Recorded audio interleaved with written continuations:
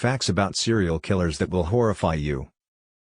Ed Kemper, the co-ed killer, used his mother's decapitated head as a dartboard after he killed and sexually assaulted her.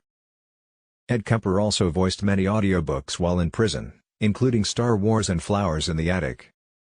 Robert Pickton, the pig farmer killer, would process his victims' bodies in the same processor he would put pigs in to make ground pork.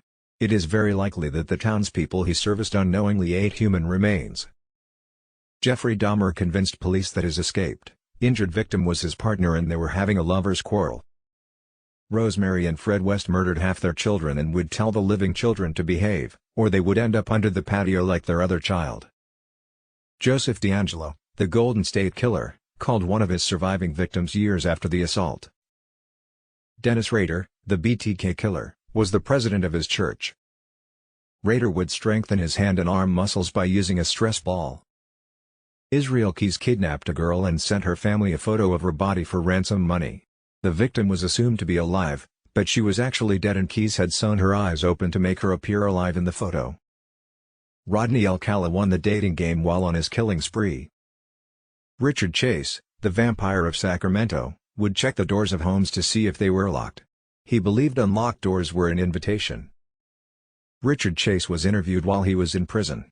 During it, he pulled out a handful of macaroni and cheese and handed it to the interviewer because he believed the guards were poisoning his food. Ted Bundy requested for his ashes to be spread in the Cascade Mountains of Washington state, the same place where 4 of his victims were found. That request was fulfilled. Michael Swango was a licensed physician who bounced from hospital to hospital, killing his victims via lethal injection. Robert Hansen, the butcher baker, was a serial killer from Alaska who would kidnap women and let them loose in the wilderness, only to hunt them down and kill them. Richard Ramirez, the Night Stalker, was identified by his victims by his bad teeth. Leonarda Cianciulli killed 3 women in her Italian hometown because she believed their sacrifice would keep her son safe during World War II. Nanny Doss, the giggling nanny, got her nickname because when she would talk about murdering her husbands, she would laugh.